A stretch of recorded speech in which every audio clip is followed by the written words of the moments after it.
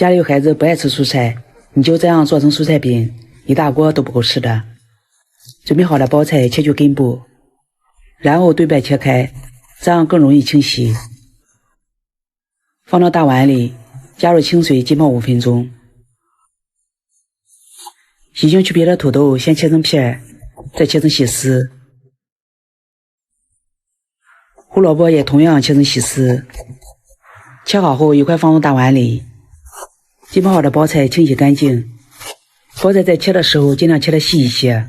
切好后放到大碗里，加入多一些的葱花增加香味，打入2个鸡蛋，加入食盐和五香粉，用筷子搅拌均匀。少量多吃的加入面粉，每加入一次搅匀之后再加入干面粉。不用加太多的面粉，像这样能薄薄的裹上